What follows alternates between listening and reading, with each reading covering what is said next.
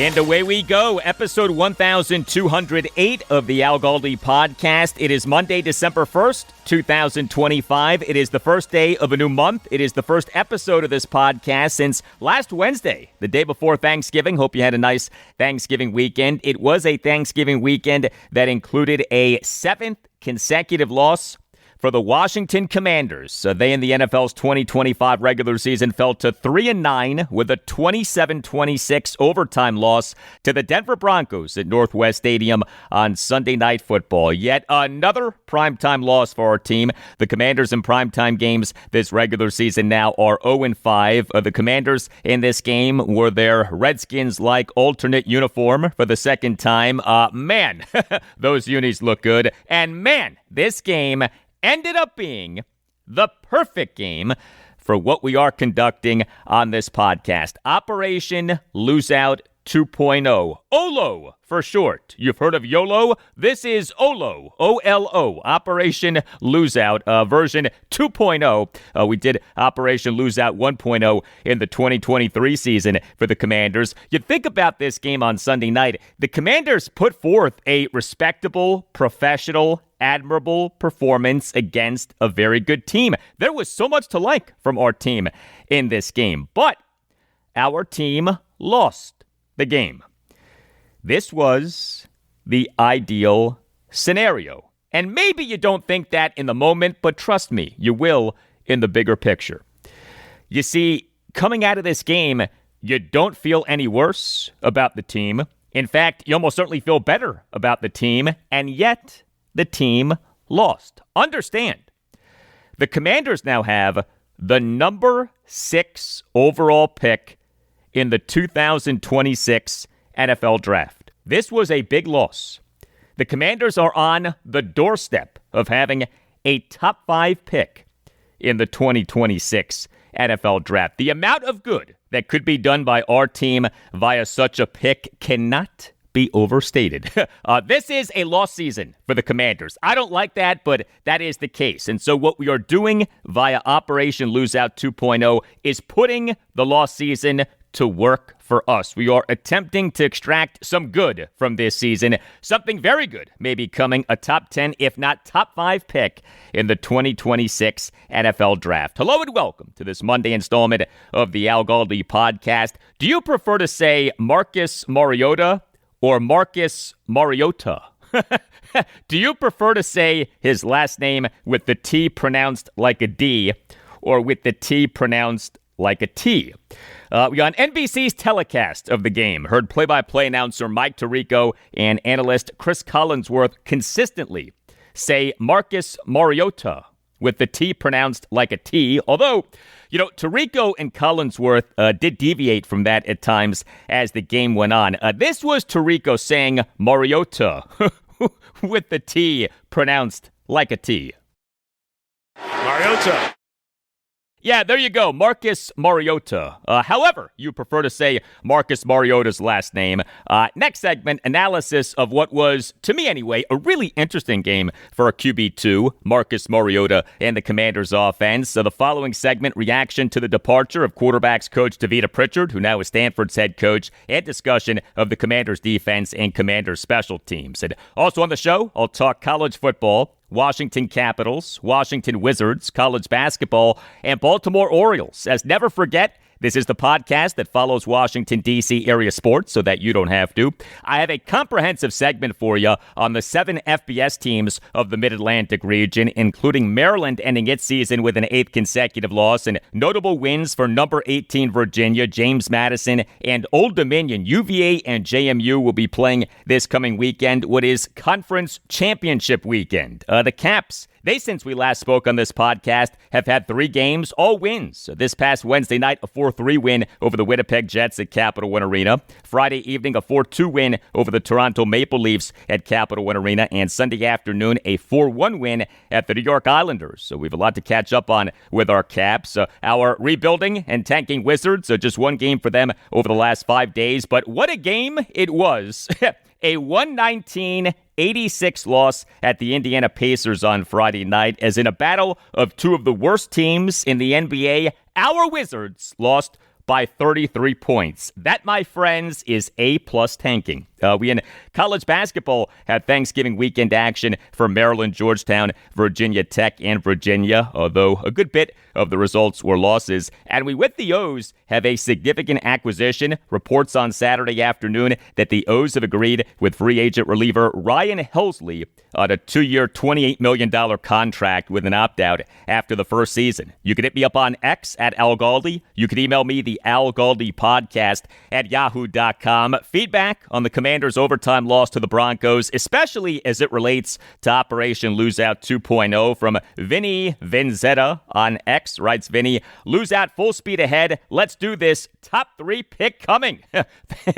Thank you for that, Vinny. From Darren Painter on X. Writes Darren, let's keep Operation Loseout going. Thank you for that, Darren. From Don on X. Writes Don, hashtag Operation Loseout is still in effect. Thank you for that, Don. From James Graham on X. Writes James, yup. Not the worst outcome. The team showed a lot of character. The team fought. The team made a lot of plays. The team played for the win.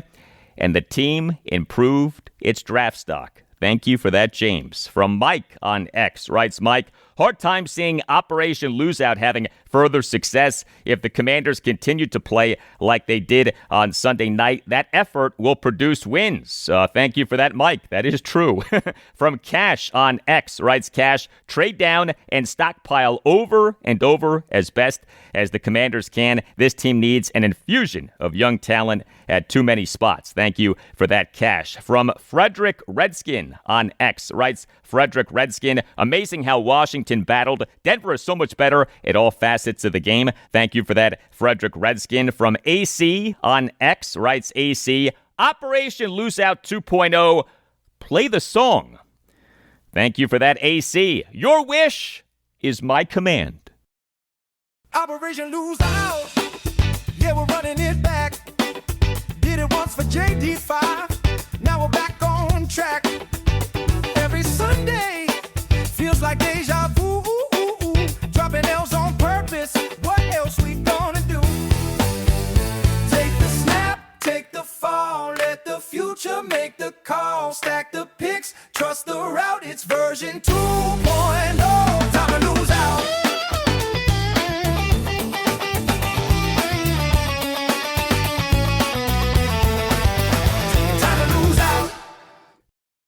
Yes, sir. Operation Loseout 2.0, a successful night on Sunday night. A great supporter of this podcast, Dr. George Verghese. He is one of the nation's premier dermatologists, and operating under his direction is the Mid-Atlantic Skin Surgery Institute of Maryland, which has locations in Waldorf, Maryland, Leonardtown, Maryland, and Lexington Park, Maryland.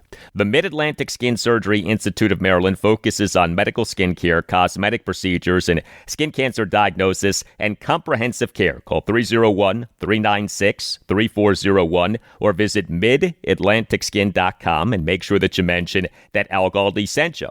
Dr. Verghese and the Institute can help you or someone who you care about with any of a number of dermatological needs. If you're dealing with allergic reactions, if you're dealing with acne, psoriasis, or eczema, if you're interested in procedures like Botox, laser hair removal, chemical peels, or smart lipo, which is the latest in body sculpting technology, call 301-396-3401 or visit midatlanticskin.com and make sure that you mention that Al Galdi sent you. Also, Dr. Verghese and the Institute offer free skin cancer screenings to anyone considered a new patient, and Dr. Verghese and the Institute offer advanced treatments for skin cancer, including painless and scarless skin cancer treatment.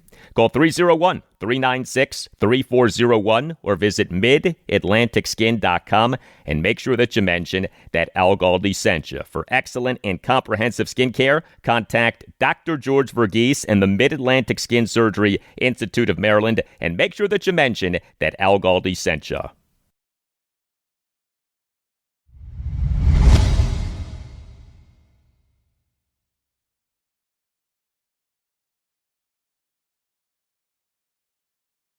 It is official. We will go more than 2 months between wins for the Washington Commanders. Their last win was the 27-10 win at the Los Angeles Chargers on October 5th. The Commanders' next game is at the Minnesota Vikings this Sunday afternoon, December 7th at 1. The Commanders now have lost 7 consecutive games, a 27-26 overtime loss to the Denver Broncos at Northwest Stadium on Sunday Night Football to fall to 3-9 in the NFL's 2025 regular season, in which the Broncos now are 10-2.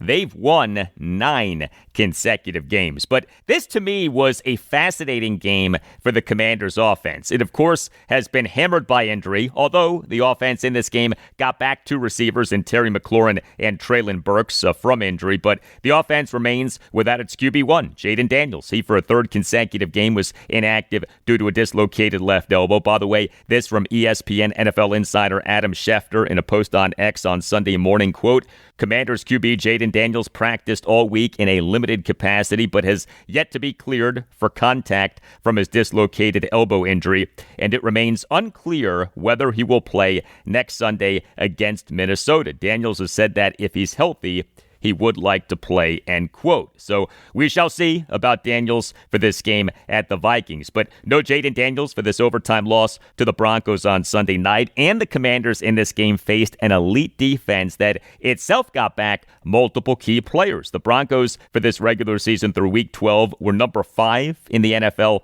in total offense in terms of DVOA, and were number 4 in the NFL in total defense in terms of expected points added per play per RBSDM.com. And the Broncos defense for this game got back cornerback Patrick Surtain II from a pectoral injury, and got back linebacker Alex Singleton from an absence caused by testicular cancer. And yet, the Commanders' offense in this game did some really good things. The plan from offensive coordinator Cliff Kingsbury was obvious. A lot of runs and a lot of no huddle. The plan was smart, and the plan was working. The Commanders, especially in the first half, mitigated the Broncos' great pass rush and had success running the ball. Commanders running backs in the game, Chris Rodriguez Jr., Ja'Cory Krosky Merritt, and Jeremy McNichols combined for 21 carries for 91 yards and a touchdown. The rushing offense was solid. Marcus Mariota was the Commanders' starting quarterback for the 6th time in 12 games in this regular season. Yes, he now has started half of the team's games.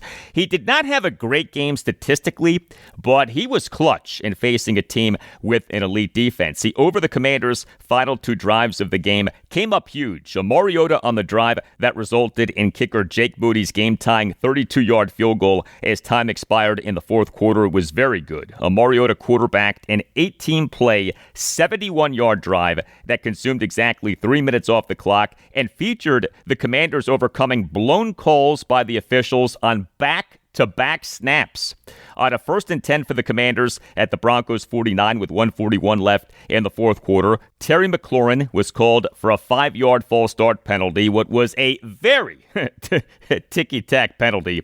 And on a 1st and 15 for the Commanders at their 46 with 1:25 left in the 4th quarter, Mariota was called for a 10-yard intentional grounding penalty on a terrible call by the officials, as intentional grounding was not committed. And this was confirmed by NBC NFL officiating analyst Terry McCauley on the telecast, as he explained, quote, "This is absolutely not grounding. He, as in Mariota, throws it over the head of number 17, as in, of course, Terry McLaurin, who is outside the numbers. By rule, that is not intentional grounding," end quote. So the Commanders on this drive got jobbed by the officials, but Mariota came through. He on the drive had completions of 9, 14, 19, 8, 10, and 7 yards. He had a 4th and 6 for the Commanders at the Broncos 45 with 52 seconds left in the 4th quarter, had an 8-yard completion to tight end Zach Ertz, and Mariota on the drive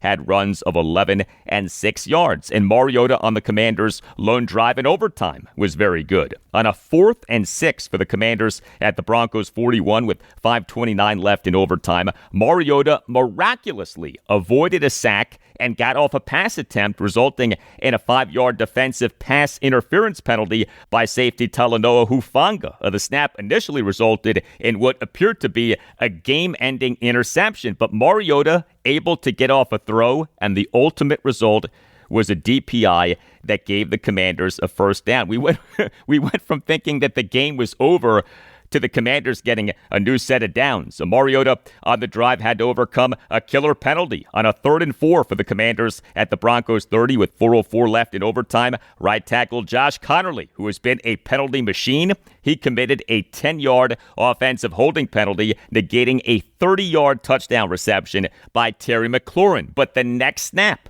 3rd and 14 for the Commanders at the Broncos 40 with 3:58 left in overtime. Mariota had a 38-yard shotgun completion to receiver Deebo Samuel Sr. on a deep ball thrown down the right sideline. Deebo generated 10 yards after the catch. Then came a brutal drop. Mariota had to overcome that. 3rd and goal for the Commanders at the 3 with 2:55 left in overtime. Zach Ertz had a drop on a shotgun incompletion by Mariota as Ertz failed to make a leaping catch. Mariota on the play took a quarterback hit from linebacker Alex Singleton. But the next snap on a 4th and goal at the 3, Mariota had a 3-yard shotgun touchdown pass to Terry McLaurin with 2:47 left in overtime.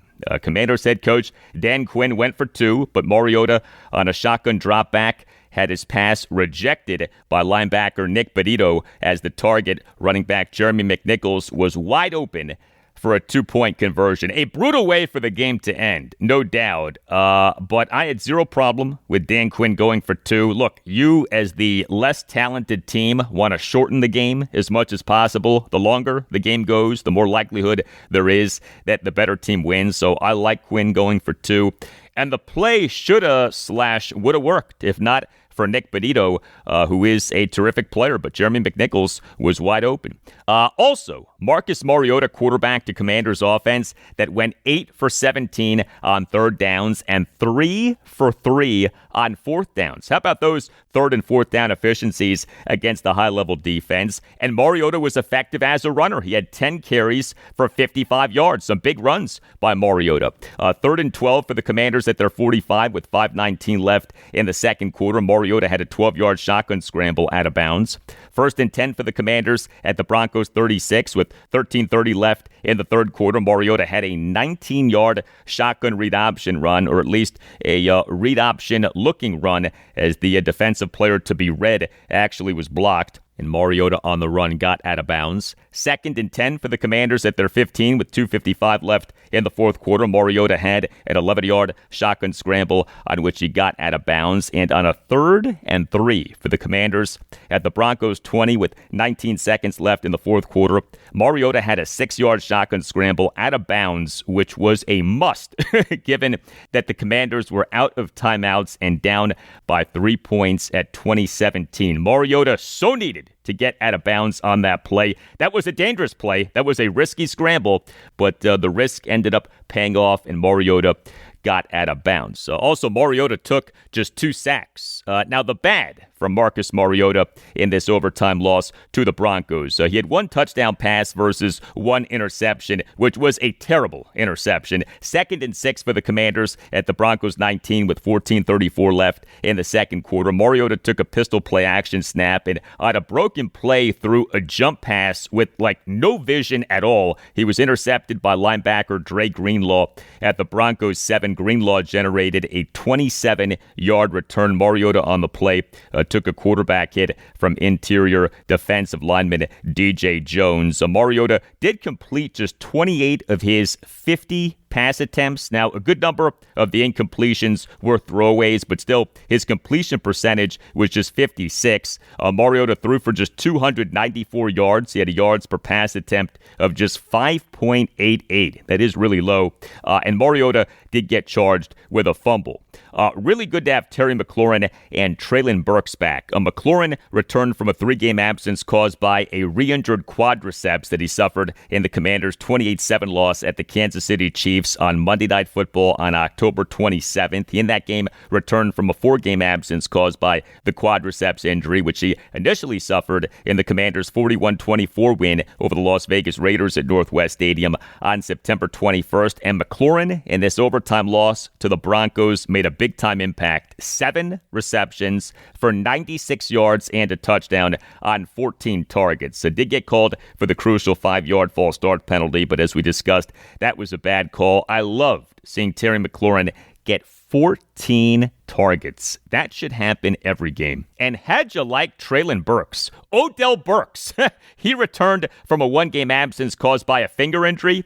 He had one reception for 5 yards and a touchdown on 4 targets. But man, what a catch that was. 3rd and goal at the 5. Marcus Mariota had a 5-yard shotgun touchdown pass to Burks with 9:58 left in the third quarter. Burks on a fade made a sensational Odell Beckham Jr. style one-arm catch with the right arm while falling down back first and being tightly covered by cornerback Riley Moss. Consider this.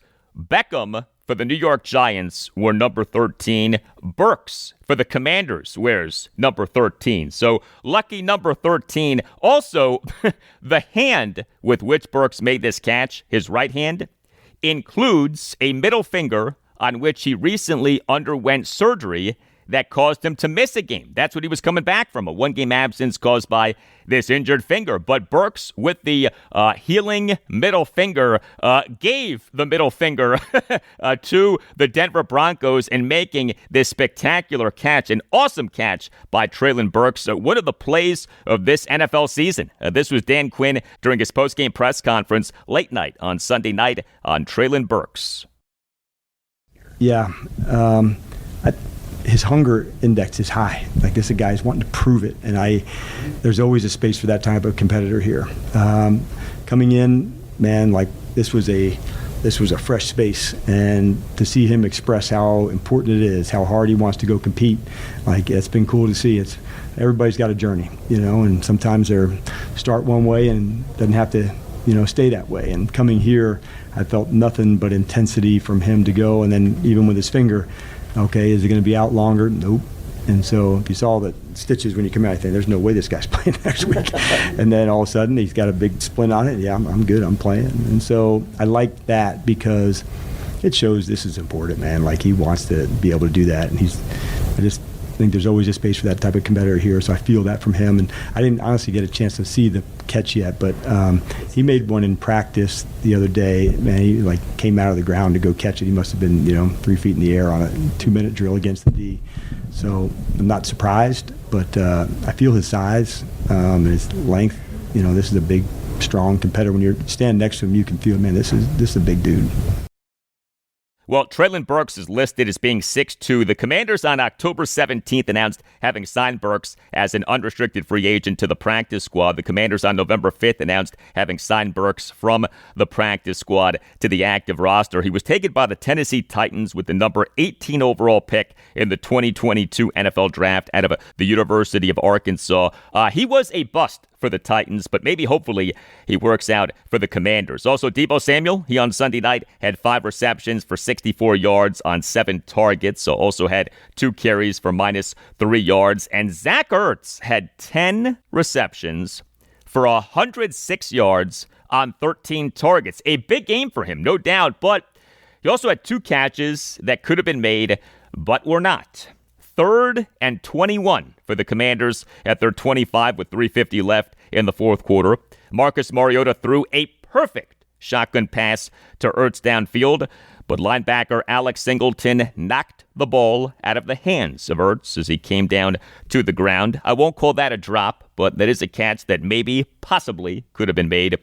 And Ertz had that aforementioned horrible drop in overtime. Way too many drops by Zach Ertz this season. But overall, some terrific work by the Commanders' offense against this elite Broncos defense. Here was the opening statement of Dan Quinn's postgame press conference late night on Sunday night.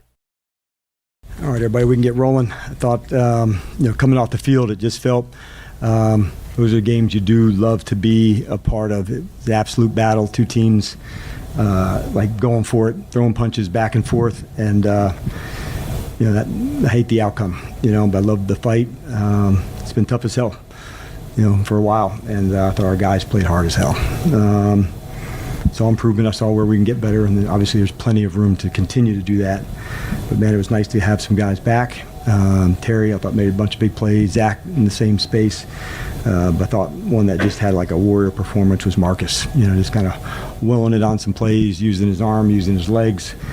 It's tough ones to overcome. But like I said, I hate the outcome, but I do love the fight, where we're at, and get ready to start with you guys.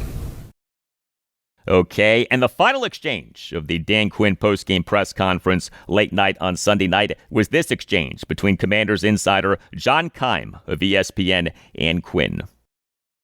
When you see Treylon making that play, Terry doing what he did, Debo a couple plays, Zach over the middle, is this kind of what you expected to see more of this year now that you have guys that are healthy and playing? Yeah, just the playmaking ability, John. I think that's the thing. That's okay. This is a play to go make. This is one to go. And so I felt that from the guys. And then, like I said, I tip my hat to Denver and to Vance and their defense. I thought, this is a nice unit at playmakers at corner and at safety and at linebacker and rushers. So, but it does, I do feel that way. I feel, all right, let's go fight. And I like that feeling too. And hopefully there's, some more guys on the way.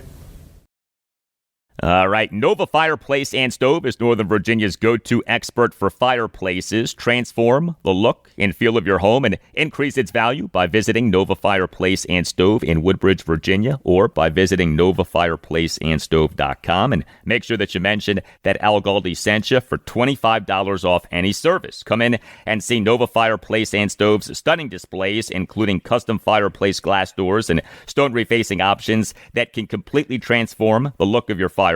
From sleek and modern to rustic and cozy, Nova Fireplace and Stove has something for every style. And here's what else Nova Fireplace and Stove offers: gas fireplace service and repair, chimney cleaning and brickwork repair, generator installation, panel replacements and water heater repairs, smoke detectors, security lights, and more. Nova Fireplace and Stove is a family-owned, fully licensed and insured company with over-the-top credentials, gas and electrical master's licenses, a Class A contractor's license, and a long list of 5-star reviews to back all of this up. Every job includes a free in-home estimate, and for listeners of the Al Galdi podcast, Nova Fireplace and Stove is offering $25 off any service. Just mention this ad. Nova Fireplace and Stove only works in Northern Virginia and thus knows the homes, the codes, and the people. Your satisfaction is 100% guaranteed. That's Nova Fireplace and Stove in Woodbridge, Virginia, or NovaFireplaceandStove.com. And make sure that you mention that Al Galdi sent you for $25 off any service.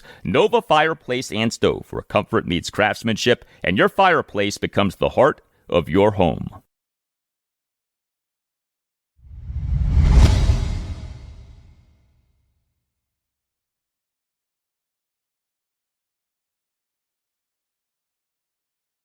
More now on the Washington Commanders off them losing their 7th consecutive game, a 27-26 overtime loss to the Denver Broncos at Northwest Stadium on Sunday Night Football to fall to 3-9 in the NFL's 2025 regular season.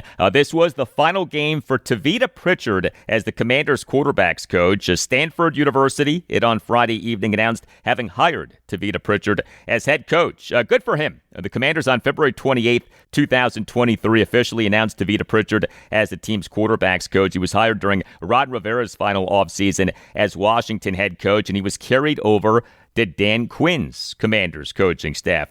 This is because Pritchard is very well regarded. He has big-time ties to Stanford. He was with Stanford for the 2006 through 2022 seasons.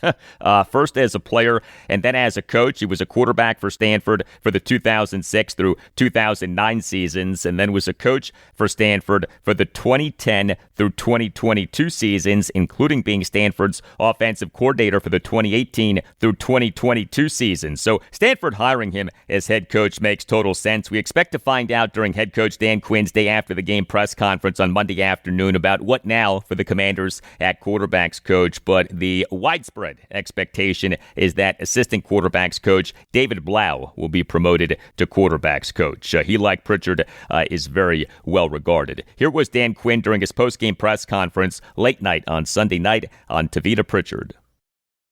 Tavita has been a great teammate for us, and I say that in the highest regard. That's one of the highest compliments that you can give, a ball player or a coach, what they mean to the staff and, the development for them. So for him being at Stanford for so long, as a ball player there, a GA, a coach, so pretty cool op for him that he's connected with Andrew. So we're all pumped for him. It's a fantastic opportunity for him. So we're bummed personally, but man, we're very excited. I just think they got a great things ahead there. All right, so the Commanders' overtime loss to the Broncos was game number 2 for the Commanders with their head coach, Dan Quinn, as defensive coordinator. Off him on November 10th, having announced having demoted Joe Witt Jr. and having taken over as defensive coordinator. And the defense, for a second time in as many games since the change, showed improvement. Now, it's important to note that these first 2 games with Dan Quinn as defensive coordinator have come against mediocre offenses. The 16-13 overtime loss to the Miami Dolphins in Madrid, Spain on November 16th. The Commanders' defense in that game faced a Dolphins team that for the 2025 regular season through Week 10 was number 25 in the NFL in total offense per DVOA. The Broncos for this regular season through Week 12 were number 15 in the NFL in total offense per DVOA. Remember, the Commanders over the previous 4 games faced 4 outstanding defenses in those of the Dallas Cowboys, the Kansas City Chiefs, the Seattle Seahawks, and the Detroit Lions. But the defense under Dan Quinn has been better. Was nice to have safety Will Harris back. The Commanders on Saturday afternoon announced having activated Harris from the reserve/injured list, which he had been on since September 22nd. This due to a fractured fibula that he suffered in the Commanders' 41-24 win over the Las Vegas Raiders at Northwest Stadium on September 21st. The Commanders' defense on Sunday night still was not all good. They allowed the Broncos to average 5.83 yards per play and allowed the Broncos to go 7 for 15 on third downs and 1 for 1 on fourth down. So the Commanders allowed the Broncos on the opening drive of overtime to put together a 5-play, 76-yard touchdown drive. The Commanders' defense in overtime got worked on that drive.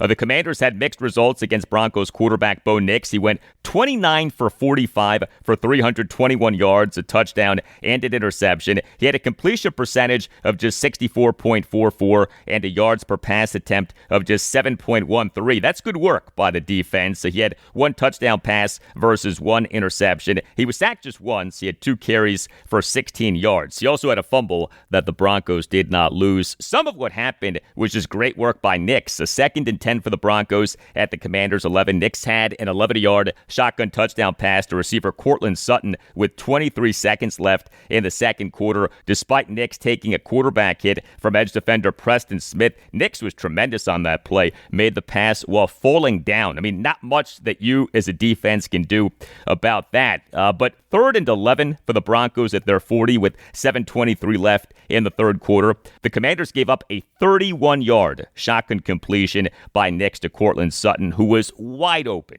down the left side. That was one of the worst defensive moments of the game. And I mentioned the Commanders having just 1 sack. Pass rush remains a big-time issue for this Commanders defense, which, of course, is without a bunch of key guys, including the 2 starting edge defenders in Dietrich Wise Jr. and Dorrance Armstrong, each of whom is on the reserve/injured list. But the Commanders' run defense was good. They held Broncos running backs and receivers to just 71 yards over 21 carries, although running back R.J. Harvey did have 2 rushing touchdowns. And the Commanders did generate a takeaway. Yes, an actual takeaway.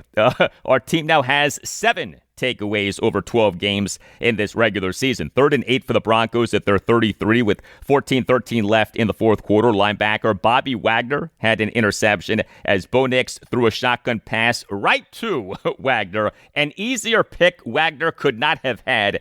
Easy takeaway, but still a takeaway. Here was Dan Quinn during his post-game press conference late night on Sunday night on the performance of his defense. I was pleased with, for the most part, in the run game. I thought this has been a team that's been able to get down the edge. That's been one of the things that we haven't done as well. So I wanted to make sure we could do that. So that part felt good. It was good to get the takeaway from Wags. I thought that was one to create momentum and go. And we'll need to continue to work that part. But there was progress. I think that's made certainly in the run game, and we got plenty of room to grow into that. But having Will Harris back, that was a big deal for us. This guy's tough. He's a great communicator. So I really felt the energy and the toughness of the guys.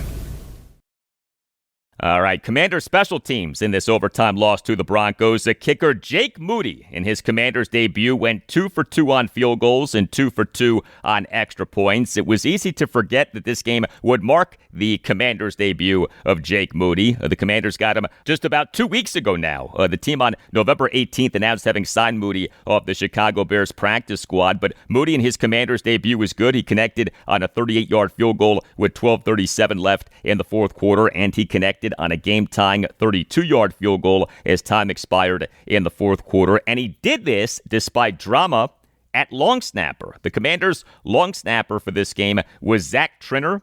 They, on Saturday afternoon, announced having signed him as an unrestricted free agent to the practice squad and having elevated him for this game. The team's number one long snapper, Tyler Ott, he was inactive due to illness and a back ailment. So the Commanders' horrendous injury luck for this season strikes again. The long snapper, Tyler Ott, was inactive for this game. Punter Tressway, he over 4 punts, averaged 42.3 yards per punt and 39.8 net yards per punt. Receiver Jalen Lane was the Commanders' primary punt returner. He had just one punt return, which was a fourth quarter return for no gain. And receiver Deebo Samuel Sr. and running back Jeremy McNichols were the Commanders' kickoff returners. Deebo over 4 kickoff returns, averaged 28.5 yards per return. He, on the next to last snap of the second quarter, had a 36-yard kickoff return on which he had a fumble, but McNichols recovered the fumble. McNichols had one kickoff return, which was a 15-yard return in the first quarter. All right, here is an outstanding book for you if you are a Washington fan or for a Washington fan who you care about this holiday season. RFK All Access by Scott Cunningham, who served as a photographer for NFL properties for years and who photographed the Redskins extensively during their glory days in the 1980s and early 1990s. Scott, via RFK All Access, has put together a compilation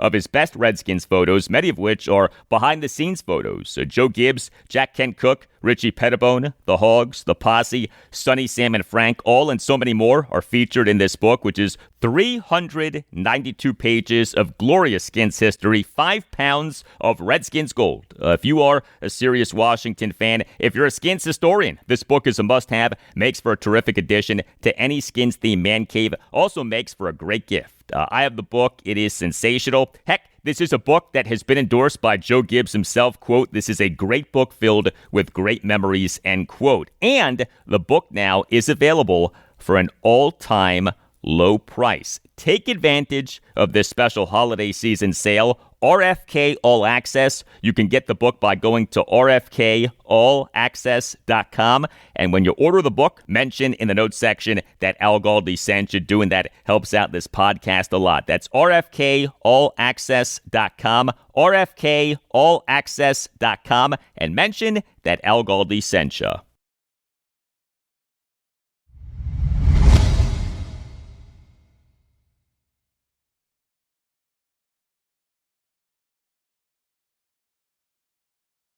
Time now to talk college football. We just had week 14 of the 2025 season. The regular season is mostly done. We do have Navy versus Army at M&T Bank Stadium in Baltimore on Saturday afternoon, December 13th at 3. But this coming weekend is Conference Championship weekend, Conference Championship games. And Conference Championship weekend will include games for 2 of the 7 FBS teams of the Mid-Atlantic region. Number 18, Virginia versus Duke at Bank of America Stadium in Charlotte, North Carolina on Saturday night, December 6th at 8 in the ACC Championship game, and James Madison home to Troy Friday night, December 5th at 7 in the Sun Belt Conference Championship game. More on UVA and JMU shortly. Not playing in a conference championship game is Maryland. It concluded a 2025 season in which the Terrapins went 4-8 overall, including 1-8 in the Big Ten, with a 38-28 loss to Michigan State at Ford Field in Detroit, Michigan on Saturday night as the Terps lost out. They completed a successful Operation Lose Out of their own. Maryland lost its 8th consecutive game, since a 4-0 start. From 4-0 to 4-8, that's hard to do, and yet Maryland did that, and yet still Mike Locksley is coming back as head coach. A Maryland Director of Athletics Jim Smith on November 16th announced that he was retaining Mike Locksley as head coach for the 2026 season, and that the school planned to significantly increase financial support for the football program. Here was the opening statement of Mike Locksley's postgame press conference late night on Saturday night. Sure, I'll start number one by giving credit to Michigan State. Hard-fought game, did the necessary things to find a way to win. And then I want to start off by thanking my seniors. This year wasn't good enough. Let's start with that. Did not meet expectation that any of us set inside of Jones Hill House. Not good enough, not coached good enough, not played well enough. And that starts with me. And it's my job to quality control this season and make any and every necessary change for us to get this program back to where we all needed to be. This has been a tough 2-year stretch. And as I told those guys in the locker room, the seniors, this one doesn't feel like last year. I know for our fans, it doesn't feel any better for them. But I can tell you inside of Jones Hill House, the group of seniors did a tremendous job of keeping this thing together through a really tough 8-week stretch that has all of us not in a good space. But guess what? We'll start back up now. The clock's hit 0. Our 26th season starts today. Obviously, we've got a lot of things to get corrected, a lot of things to get evaluated. We've got recruiting coming up, which we need to maintain the momentum there. We've got to retain this roster, which I expect us to be able to do. I'm confident that we'll get this program bounced back the way we all want it to be. Again, it starts with me looking at every aspect of it, including what can I do. I always start with that. And with that, I'll open it up for questions. And when it came to those questions, things got testy. Now, the audio from this Mike Locksley postgame press conference late night on Saturday night is not the greatest, but I do think that this stuff is worth playing. We late in the presser had this back and forth between Michael Howes of the Diamondback and Locksley. Coach, obviously there's a lot of Maryland fans right now who are they're not confident in you as being the coach for this program in the future. What is your message to them as to why you're the man to lead this program? Michael, you always ask me these questions. That's not for me to answer. My job is to find a way to win games. My job isn't to answer how the fans need to feel. I have to do a better job. That's on me. So I don't really, I'm not going to say I don't care how they feel, but I do know I have to do a better job as a leader. And I can't worry and spend too much time worrying about my message to the fans. It's about the message to our supporters, the message to the players in that locker room, the message to the players that are going to come help us transform this football program. Are you confident in that? I've done it before. Thank you. Thanks. Yeah, a bad ending to the final Mike Locksley postgame press conference in a bad season for Maryland. The Terps in this loss to Michigan State trailed 17-0 in the second quarter and 24-7 at the half. Maryland's banged-up defense got shredded. The Terps allowed Michigan State to put up 453 total net yards of offense, average 6.47 yards per play, and go 5 for 13 on third downs and 1 for 1 on fourth downs. The Terps allowed Michigan State redshirt freshman quarterback Alessio Milivojevic to have 4 touchdown passes versus 1 interception. The Terps allowed Michigan State to have 31 carries for 161 yards. And then there was Maryland true freshman quarterback Malik Washington, who had a, shall we say, high-volume passing game. Washington went 38 for 61 for 459 yards, 3 touchdowns, and an interception. The 459 passing yards, 38 completions, and 61 pass attempts are all records for the most by a Maryland freshman quarterback in a game. He had a yards per pass attempt of 7.52, though he had a completion percentage of just 62.3. Washington took 2 sacks, which totaled minus 18 yards and lost yardage. He had 5 carries for 36 yards when you take out the 2 sacks that he took. A mixed true freshman season for former Lake Washington, but he gained a lot of experience and definitely has the potential to be really good. But of course, in this day and age of the NCAA transfer portal and NIL, you gotta wonder if he's staying at Maryland. Navy, it barely missed playing in the AAC Championship game. The midshipmen improved to 9-2 overall, including 7-1 in the AAC, with a 28-17 win at Memphis on Thanksgiving night. Navy, with this win, clinched at least a share of the AAC regular season title, but ended up not making the AAC Championship game. But another good win for the Mids. And Navy, off this win, moved up to being the number 23 team in the FBS in the Associated Press Top 25 poll that came out on Sunday afternoon. Navy overcame a 17-14 halftime deficit by winning the second half 14-0.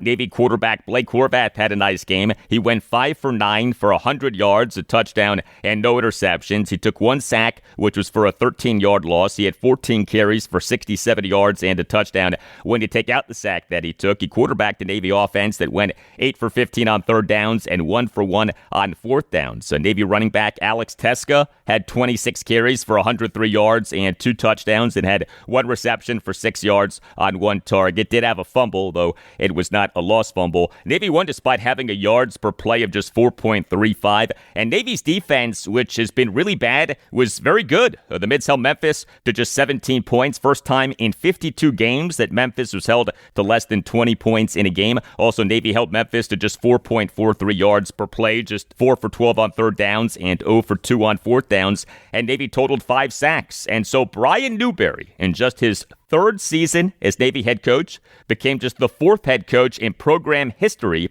to have multiple seasons each with at least 9 wins. So here was Newberry during his post-game session with reporters late night on Thanksgiving night on becoming just the 4th head coach in program history to have multiple seasons each with at least 9 wins. Yeah, well, no, it's, I don't think about that a whole lot, to be honest with you.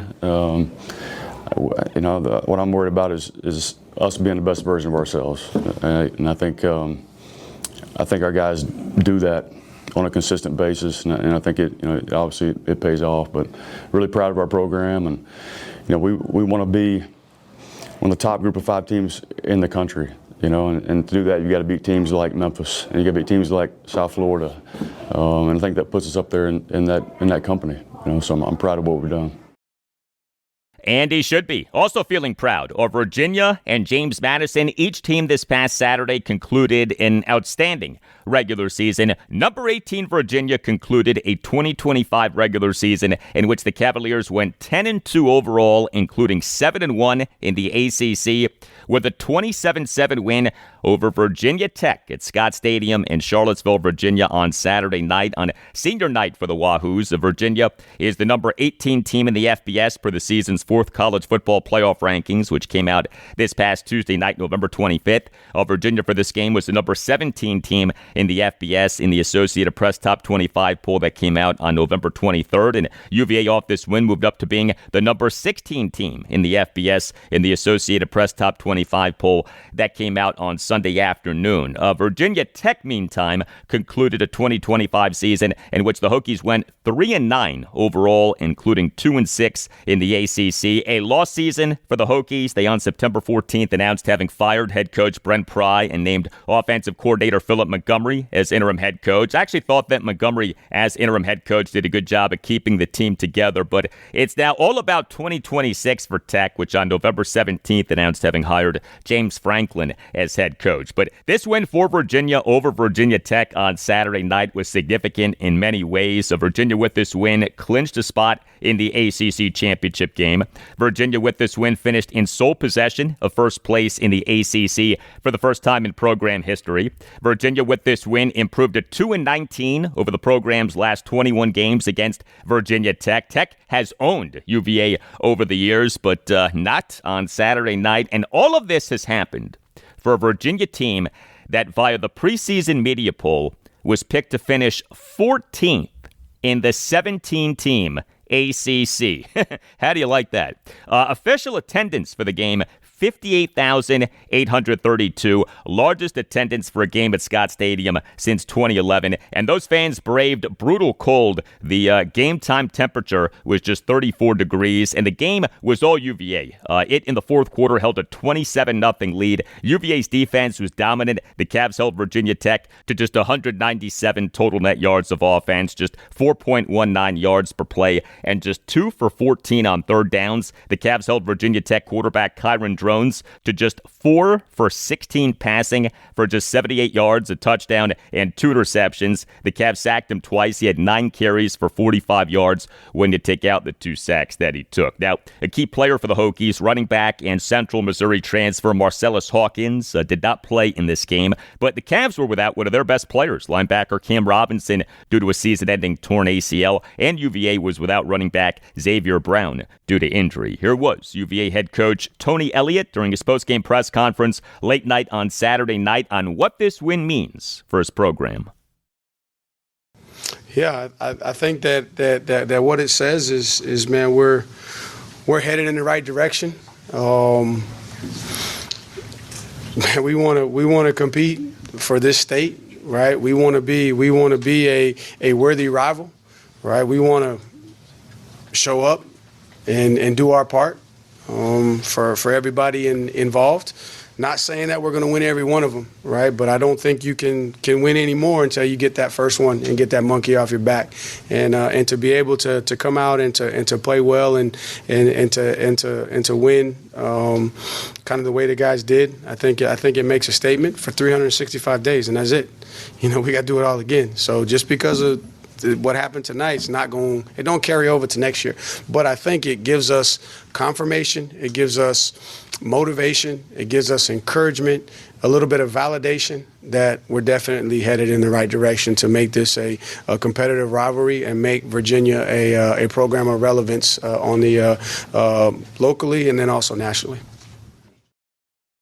Well, Virginia for this season now is number 33 in the FBS in defensive efficiency per ESPN. James Madison is number 19. JMU won its 10th consecutive game, concluded a 2025 regular season in which the Dukes went 11-1 overall, including 8-0 in the Sun Belt Conference, with a 59-10 win at Coastal Carolina on Saturday.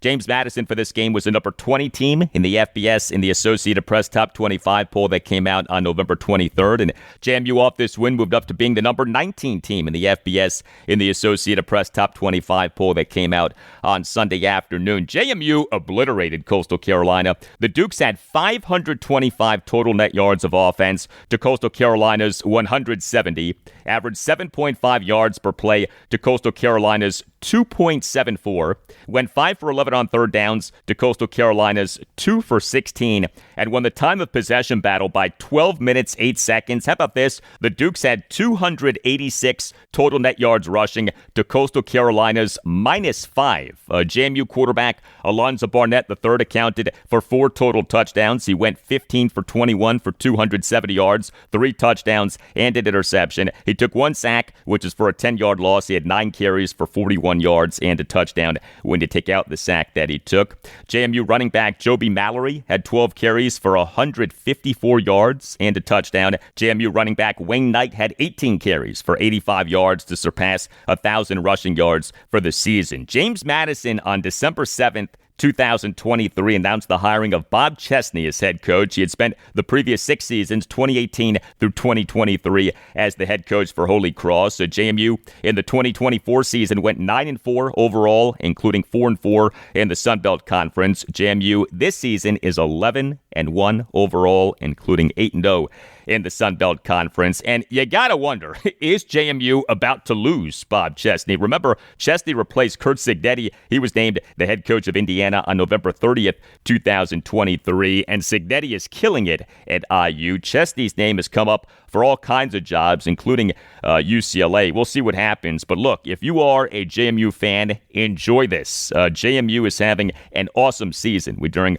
Bob Chesney's postgame session with reporters on Saturday night, had this exchange.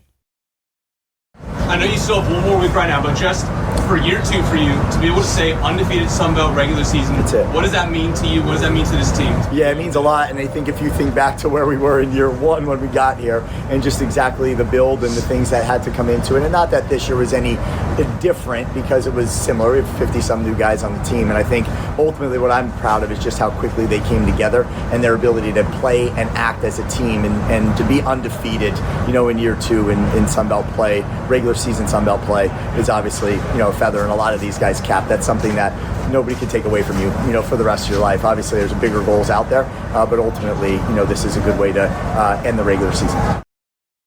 No doubt. Also with a strong ending to a regular season was Old Dominion. ODU concluded a 2025 regular season in which the Monarchs went 9-3 overall, including 6-2 in the Sun Belt Conference, with a 27-10 win over Georgia State at SB Ballard Stadium in Norfolk, Virginia on Saturday on senior day for ODU.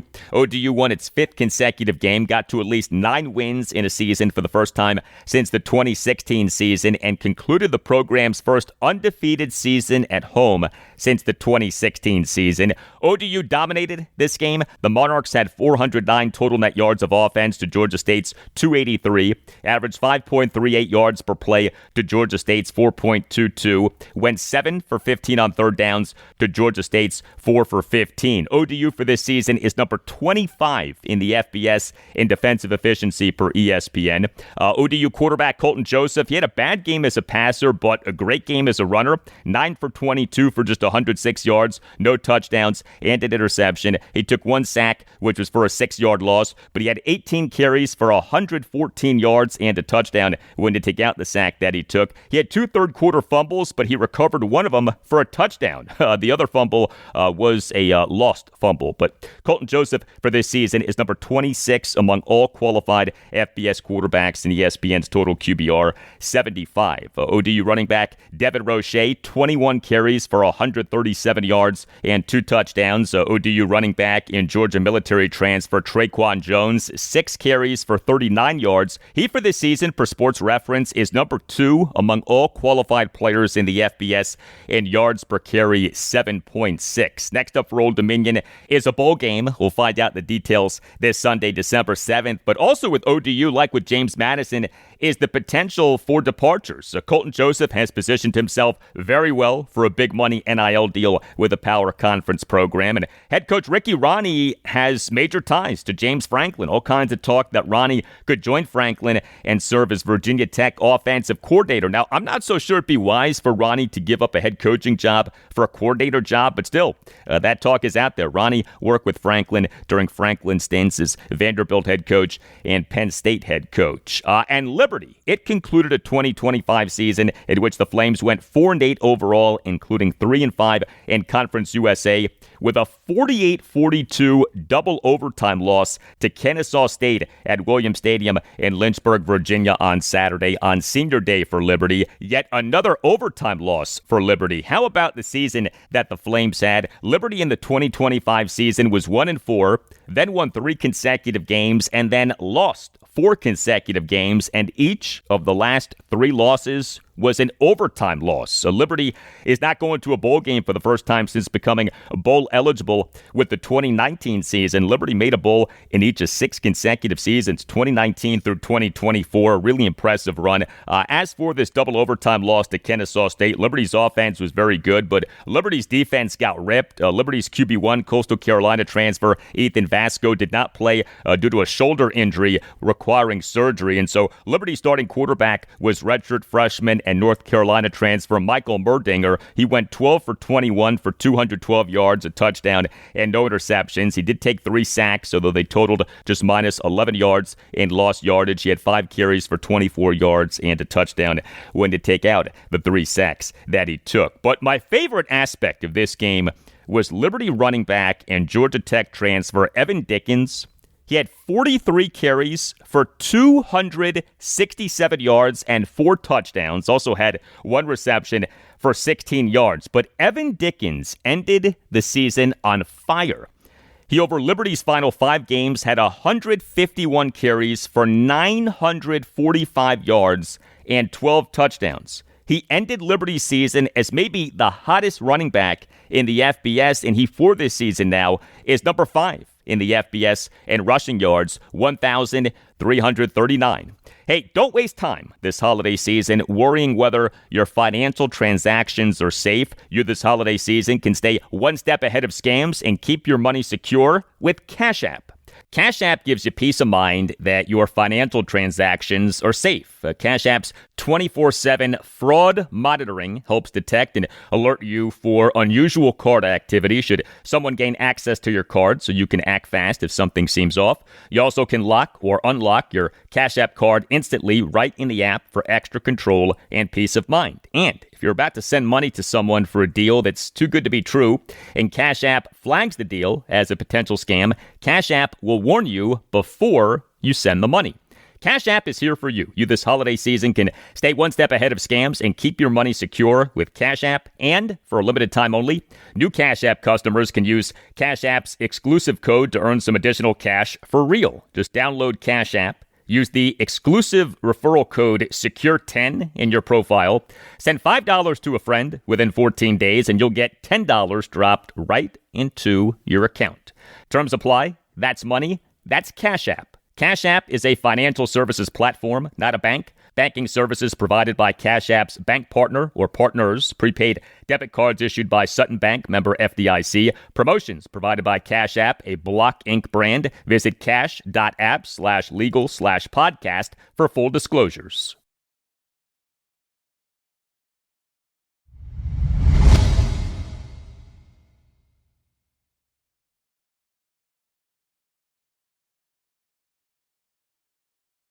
We, for a while, talked about the Washington Capitals doing well in puck possession, but not doing especially well in terms of scoring goals. Part of that was the Caps being bad on special teams. Well, Caps special teams are not exactly fixed, but the Caps now are scoring goals and are winning. 3 games for the Caps over Thanksgiving weekend. This past Wednesday night, a 4-3 win over the Winnipeg Jets at Capital One Arena. Friday evening, a 4-2 win over the Toronto Maple Leafs at Capital One Arena in a game in which the Caps overcame a 2-0 second period deficit. And Sunday afternoon, a 4-1 win at the New York Islanders. The Caps in the NHL's 2025-2026 regular season now are 15-9-2.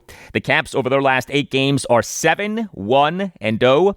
with a goal differential of plus 16, 37 goals scored versus 21 goals allowed. A great Thanksgiving weekend for the Great Eight. Alex Ovechkin, in this his age 40 season, he was the Caps' top-line left wing in the win over the Jets and the win at the Islanders, and was the Caps' top-line right wing in the win over the Maple Leafs. The win over the Jets, Ovechkin scored an even-strength goal, 5:22 into the second period, and he was number 5 on the Caps in 5-on-5 shot attempt percentage for the game per natural stat trick at 56. The Caps with Ovi on the ice in 5-on-5 situations in the game had 14 shot attempts versus allowing 11 shot attempts. The win over the Maple Leafs, Ovechkin had a primary assist and a game-high 11 total shot attempts, including a game-high 6 shots on goal, and he was tied for number 4 on the Caps in 5-on-5 shot attempt percentage for the game per natural stat trick at 60. The Caps with Ovi on the ice in 5-on-5 situations in the game had 18 shot attempts versus allowing 12 shot attempts. And the win at the Islanders, Ovechkin scored an even-strength empty net goal, 19:29 into the third period for his 12th goal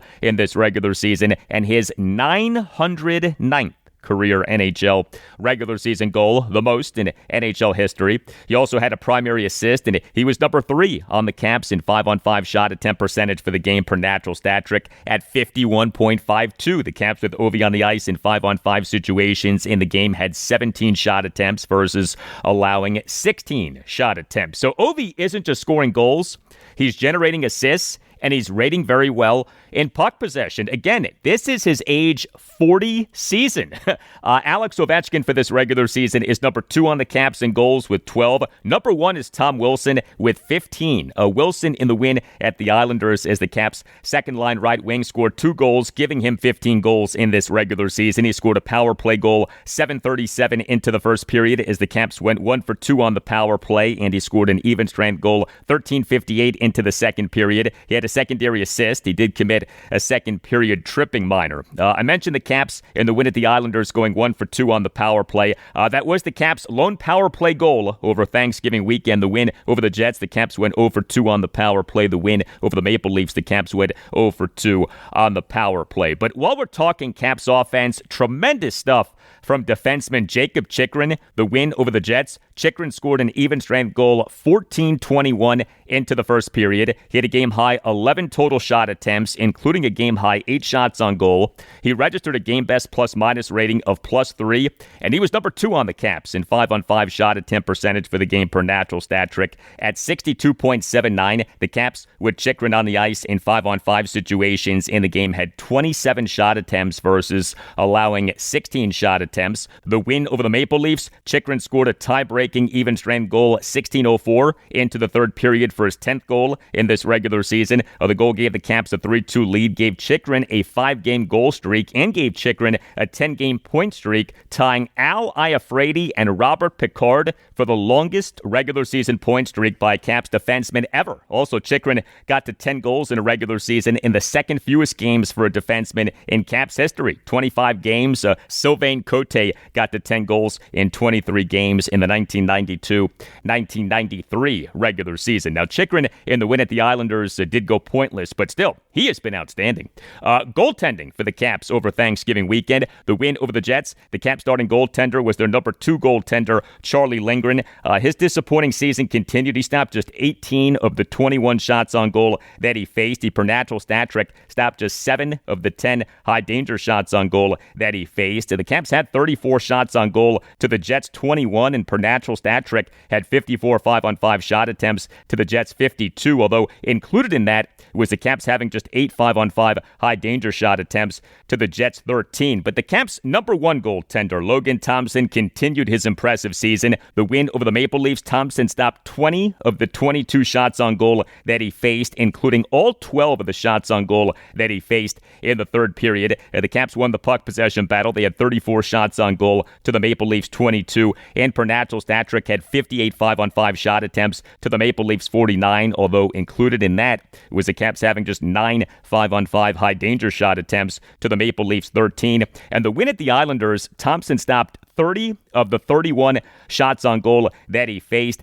As the Caps lost the puck possession battle, they won 4-1 despite having just 18 shots on goal to the Islanders' 31, and per natural stat trick having 45 on 5 shot attempts to the Islanders' 50. Logan Thompson has been really good. The Caps' penalty kill has not been so good. The penalty kill does continue to be a problem. The win over the Jets, the Caps went just 1 for 2 on the penalty kill.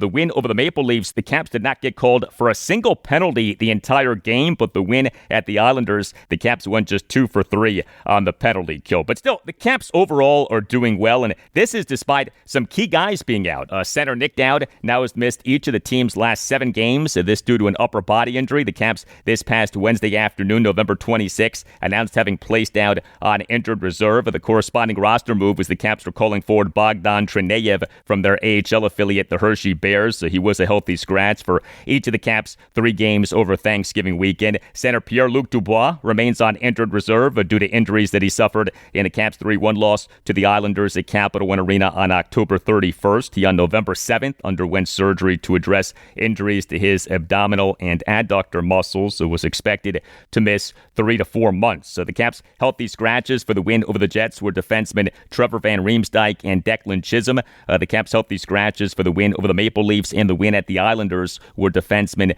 Declan Chisholm and Dylan McElrath. Next up for the Caps are 3 consecutive games in California, beginning with games on back-to-back nights at the Los Angeles Kings Tuesday night at 10:30 and at the San Jose Sharks Wednesday night at 10.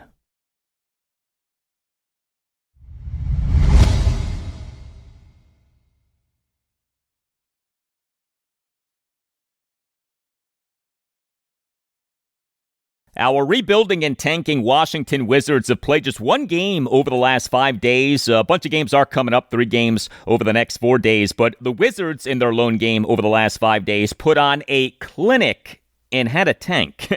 A 119-86 loss at the Indiana Pacers on Friday night. Our Wizards in the NBA's 2025-2026 regular season fell to 2-16. The Pacers in this regular season improved to 3-16. In a game between two of the worst teams in the NBA, the Wizards lost by 33 points. That, my friends, is how you tank.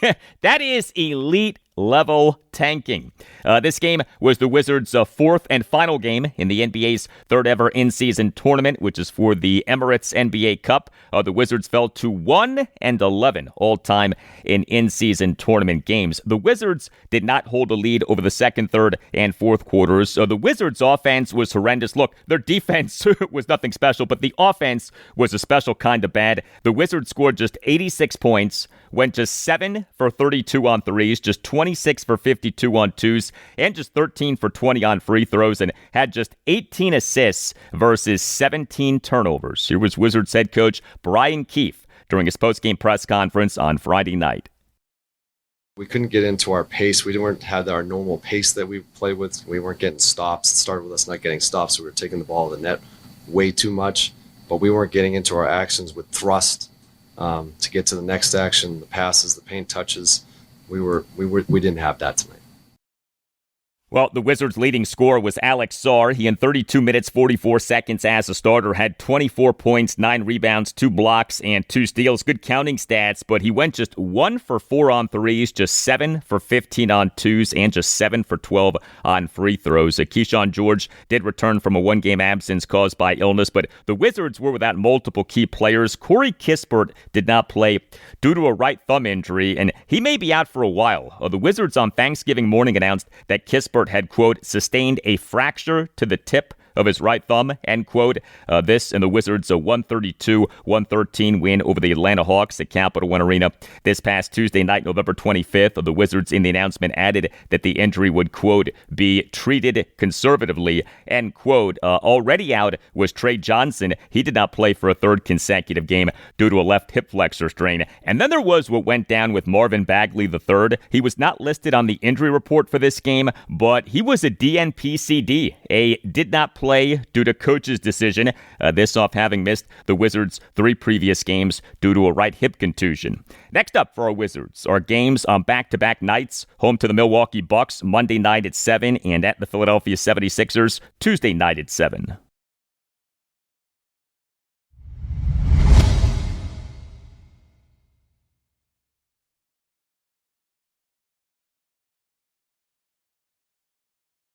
And let's talk college basketball. A lot of college basketball over Thanksgiving weekend, as is tradition. Maryland, in the 2025-2026 regular season, fell to 5-3 overall with a 105-72 loss to number 8 Alabama at MGM Grand Garden Arena in Las Vegas on Wednesday night / Thanksgiving morning in the 2025 Players Era Men's Championship. The Terrapins in this event went 1-2. The event featured not one but 2 games for Maryland, each with a start time of 12 a.m. Eastern, including this loss to Alabama. I get that Vegas is not the Washington, D.C. area, but geez, talk about alienating Maryland fans in the Eastern time zone. 2 games, each with a start time of 12 a.m. Eastern. Maryland, in this loss to Alabama, never held a lead. The Terps trailed by at least 16 points for all of the second half. Maryland shot poorly from the field, just 9 for 27 on threes, just 19 for 49 on twos.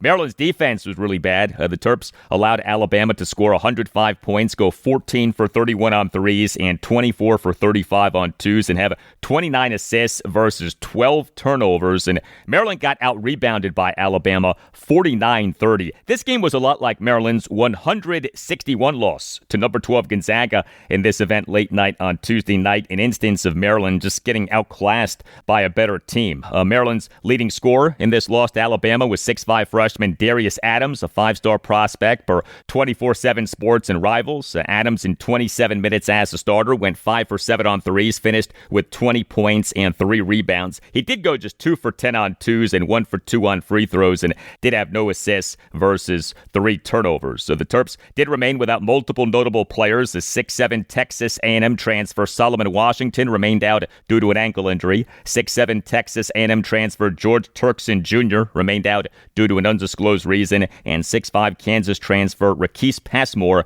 did not play due to having suffered a season-ending torn Achilles tendon during the 2025 preseason. Next up from Maryland, home to Wagner Tuesday night at 8. A disappointing run for Georgetown at State Farm Fieldhouse in Kissimmee, Florida in the 2025 Terry's Chocolate ESPN Events Invitational. The Hoyas over 2 games in that event went 0-2. Thanksgiving night, an 84-79 overtime loss to Dayton. Georgetown did overcome a 14-point second-half deficit by ending the second half on a 16-2 run. A big item in this game was free throws. Georgetown went just 14 for 21 on free throws. Dayton went 25 for 32 on free throws. And Friday night, a 78-65 loss to Miami. Georgetown never held a lead. The Hoyas lost the first half 41-20. They end the game trailed by as many as 24 points. That deficit was in the second half. So Georgetown in this regular season now is 5-2 overall. Hoyas head coach Ed Cooley not at all happy about that loss to Miami. Take a listen to this from his post-game press conference on Friday night. I thought defensively we were non-existent for 33 minutes. I thought their purpose and urgency was great. I'm very, very proud of that group that at least played with some energy, passion, and purpose. Just an absolute ass whooping. Call it what it was. Yeah, Ed Cooley not happy with Georgetown's defense. A mixed defense for Georgetown in this event. The overtime loss to Dayton. The Hoyas allowed Dayton to go 11 for 26 on threes and generate those 32 free throw attempts, but did hold Dayton to just 13 for 33 on twos. The loss to Miami, the Hoyas allowed Miami to go 6 for 10 on threes and 24 for 41 on twos, but did total 9 steals and generating 15 Miami turnovers. Georgetown's offense in this event was not too good. The overtime loss to Dayton. The Hoyas went 9 for 25 on threes, just 19 for 38 on twos, and just 14 for 21 on free throws, and had 15 assists versus 13 turnovers. The loss to Miami, the Hoyas went just 7 for 26 on threes, just 14 for 33 on twos, and just 16 for 24 on free throws. Key scores for Georgetown. The overtime loss to Dayton, 59 of Georgetown's 79 points came from just 3 players, 6'2 Malik Mack, 6'4 Arizona transfer KJ Lewis, and 7-foot New Zealand native Julius Halaifanua. And the loss to Miami, 50 of the Hoyas' 65 points came from just 3 players, 6'7 Caleb Williams, Malik Mack, and KJ Lewis. Next up for Georgetown, home to UMBC Wednesday night at 8. Virginia Tech. It in this regular season is 6-2 overall, off going 1-2 over 3 games at Imperial Arena at the Atlantis Resort in Paradise Island, Bahamas, in the 2025 Battle for Atlantis. So Wednesday evening, a 66-64 win over Colorado State. The victory gave the Hokies their first 6-0 start to a regular season since the 2019-2020 regular season. But Thanksgiving afternoon, a 77-66 loss to St. Mary's of California. The Hokies never held a lead. They lost the first half 31-20. And Friday, an 86-68 loss to VCU. The game had a start time of 10:30 a.m. Eastern. Tech overcame a 10-point first half deficit in the first half, held a 27-25 lead in that first half, but then lost the rest of the game 61-41. Tech played each of the last 2 games without a key player in 6'8 Toby Lowell, this due to a foot injury, and the Hokies could have used him. The loss to St. Mary's, Tech shooting from the field was really bad. The Hokies went just 7 for 30 on threes and just 14 for 38 on twos. Also, while Tech held St. Mary's to just 6 for 17 on threes, Tech also allowed St. Mary's to go 22 for 37 on twos and getting outscored in the paint 38-22. And the loss to VCU, Tech was good on threes, but bad on twos and free throws. So the Hokies went 7 for 16 on threes, but just 17 for 38 on twos and just 13 for 23 on free throws. And Tech struggled defensively, allowed VCU to go 11 for 21 on threes and 19 for 36 on twos, and things could have been worse for Tech because VCU went just 15 for 22 on free throws. Next up for Virginia Tech at South Carolina, Tuesday night at 7 in the ACC SEC Challenge. And Virginia in this regular season, improved to 6-1 overall with a 94-69 blowout of Queens at John Paul Jones Arena in Charlottesville, Virginia on Friday. The Cavaliers never trailed. They led by as many as 33 points. That was in the second half. Another good game for 6'9" Belgian true freshman Testa Ritter. He had just 21 minutes, 3 seconds as a starter, had 21 points, 2 assists versus no turnovers, 2 rebounds, and a game best plus-minus rating of plus 36. He went 2 for 3 on threes and 6 for 7 on twos. Did go just 3 for 6 on free throws. Next up for Virginia at Texas, Wednesday night at 9:15 in the ACC SEC Challenge.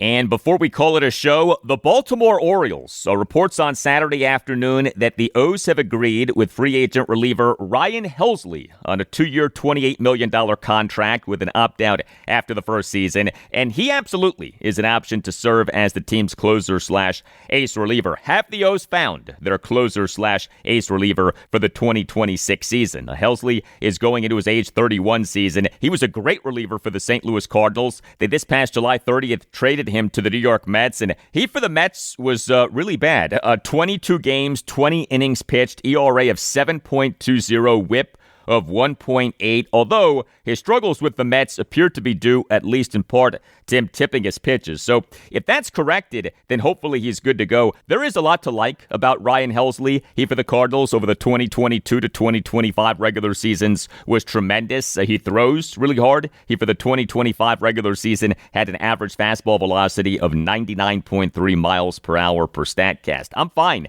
with the O's signing Helsley, but he can't be their only legitimate option for closer/ace reliever. They need more than just him as an option. The man who has been the Orioles closer/ace reliever in recent seasons, the Mountain, Felix Bautista. He this past August 19th underwent surgery to repair a torn right rotator cuff and torn right labrum, and the O's this past August 20th, in announcing the surgery, said that he was expected to be out for 12 months.